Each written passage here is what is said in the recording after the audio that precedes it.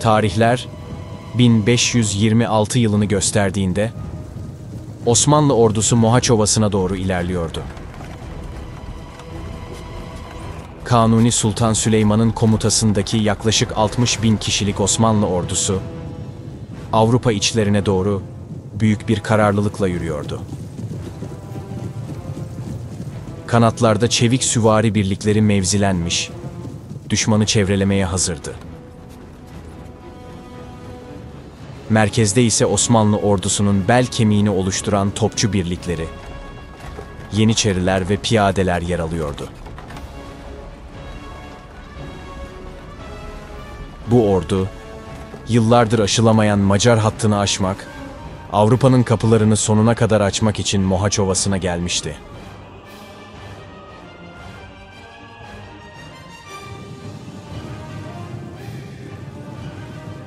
Karşılarında ise genç kral 2. Lajos komutasındaki yaklaşık 40.000 kişilik Macar ordusu bulunuyordu.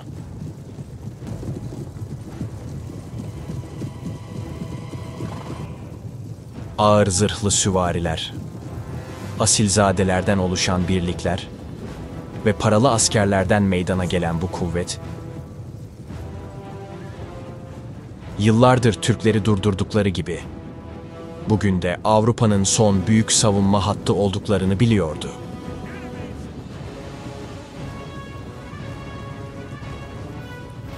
Her iki taraf da bu çarpışmanın tarihe geçeceğinin farkındaydı.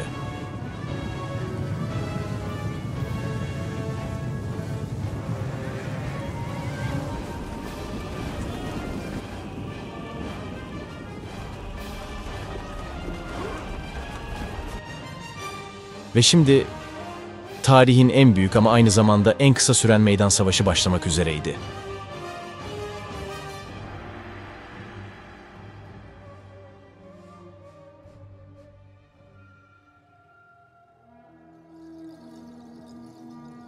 Mohaç'ta taraflar yerlerini aldığında ilk saldırı Macarların kanat hücumu ile başladı.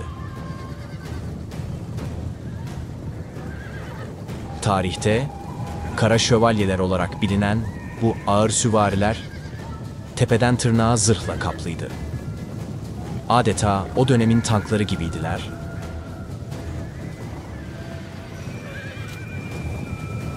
Önce sol kanat, ardından sağ kanat. Eş zamanlı bir şekilde Osmanlı saflarına doğru 4 nala hücuma geçtiler.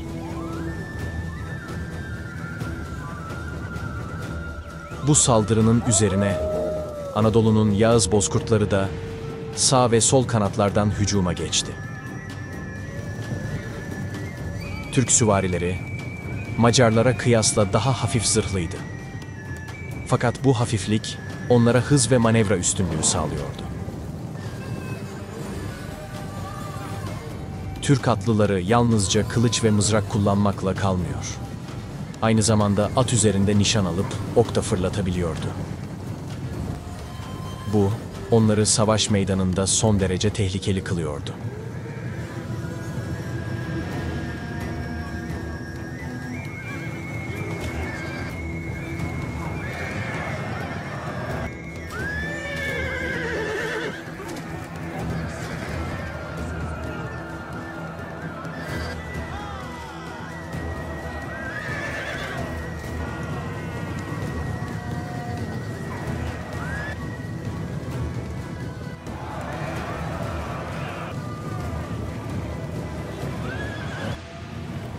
Çatışmaların en şiddetli anlarında Müslüman Türkler var güçleriyle çarpışıyordu.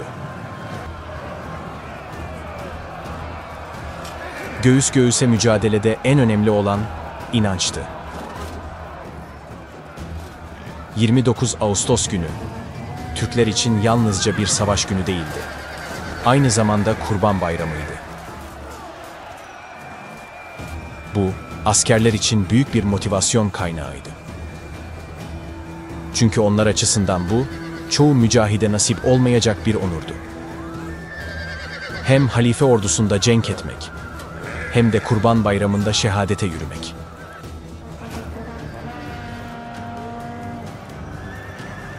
Ancak savaşlar yalnızca inançla kazanılmazdı. Akıl, disiplin ve teknolojik üstünlük zaferin asıl anahtarıydı. Türk Sultanı Kanuni Sultan Süleyman, savaşın aslında ne kadar komplike bir oyun olduğunu çok geçmeden tüm dünyaya kanıtlayacaktı. Kanat saldırılarının ardından Macarlar yeni bir hamle yaptı ve bu kez Türk ordusunun merkezine yöneldi.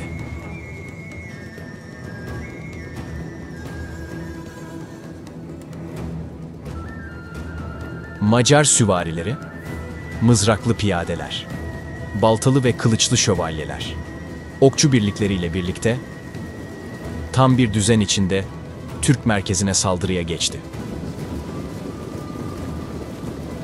Bu, savaşın en kritik anlarından biriydi.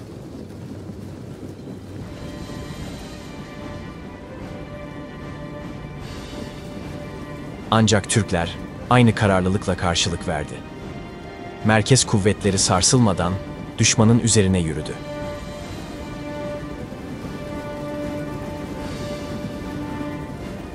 Macarların üzerine baltalı ve kılıçlı birlikler arkalarındaki okçuların desteğiyle hızla ilerledi. Türk merkez kuvvetleri saldırıyı karşılamak için öne atılmıştı. Kanatlardaki çatışma tüm şiddetiyle sürerken artık merkez kuvvetleri de savaşın tam ortasına çekilmişti. Bu an çatışmanın geri dönülmez bir aşamaya geçtiğinin habercisiydi.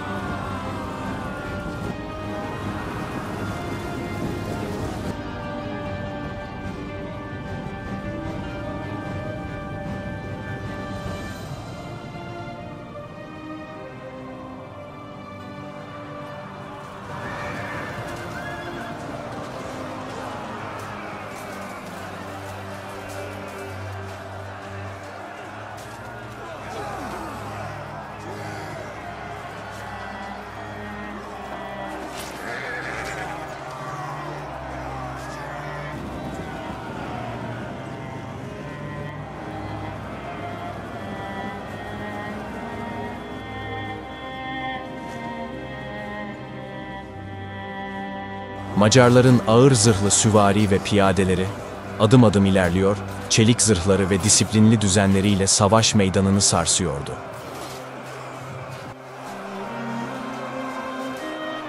Türklerin hafif zırhlı birlikleri bu baskıya uzun süre dayanmakta zorlanmaya başladı.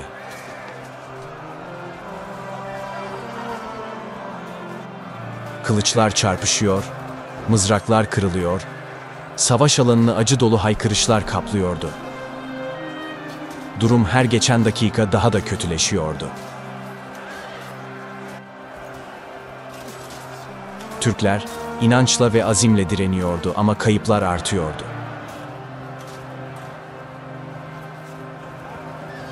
Cephe hattı bozulmaya, saflar arasında gedikler oluşmaya başladı.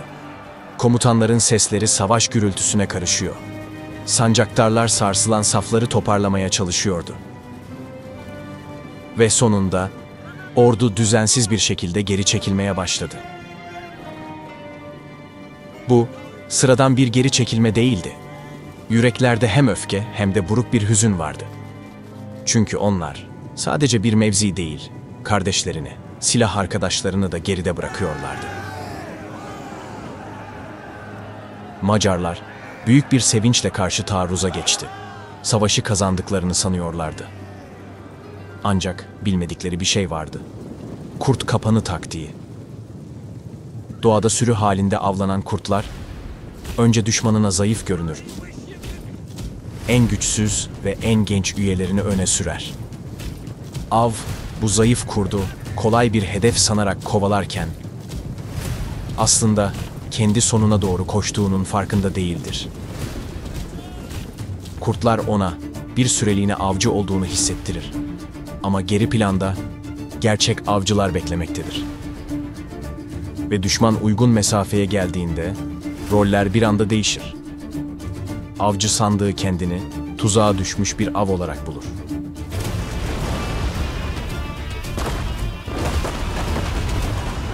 Sultan Süleyman ve Sadrazam Pargalı İbrahim Paşa'nın hazırladığı plan tam olarak buydu. Macarlar yemi yutmuştu. Dağılıyor gibi görünen Türk birliklerini zafer sarhoşluğu içinde takibe başladılar. Ama farkında olmadan ölümcül bir tuzağa çekiliyorlardı. Uygun mesafeye yaklaştıklarında Osmanlı topçuları ve Yeniçeri tüfekli birliklerinin ateş menziline girmişlerdi. Bir anda gök gürültüsünü andıran toplar ateşlendi, barut kokusu savaş alanını kapladı. Ardından tüfek sesleri yankılandı. Macar hatları bir anda sarsıldı.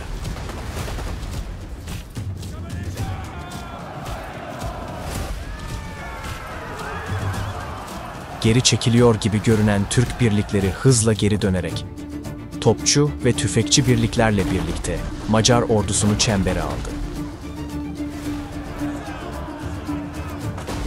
Artık bu bir savaş değil, tam anlamıyla bir imha harekatıydı.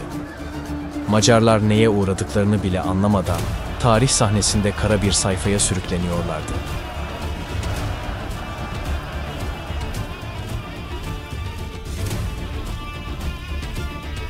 Son darbeyi ise Macarların kaçış yolunda pusuya yatan Türk akıncıları indirdi. Bozgun halindeki ordu bir kez daha darbe yedi. Kaçış hattına saldıran akıncılar Macarların toparlanma ihtimalini tamamen yok etti.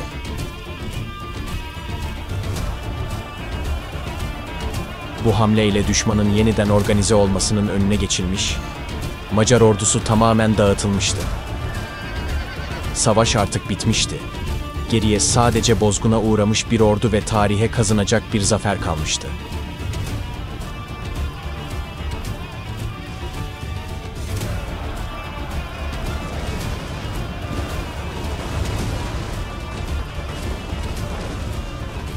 Ve böylelikle 1526 yılının Kurban Bayramı'nda İslam ordusu, dünya askeri tarihinin en kısa sürede sonuçlanan meydan savaşlarından birini kazandı. Mohaç Meydan Muharebesi sadece 2 saat sürdü.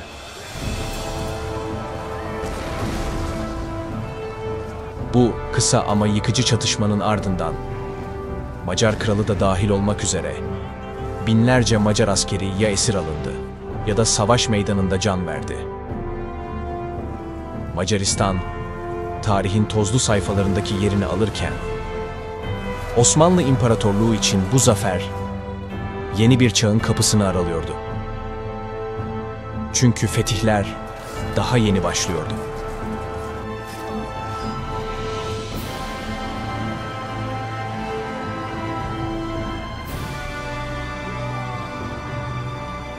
Bu tarz videoların devamı için videoyu beğenmeyi ve yorum yapmayı unutmayın. Desteğiniz bizim için çok önemli.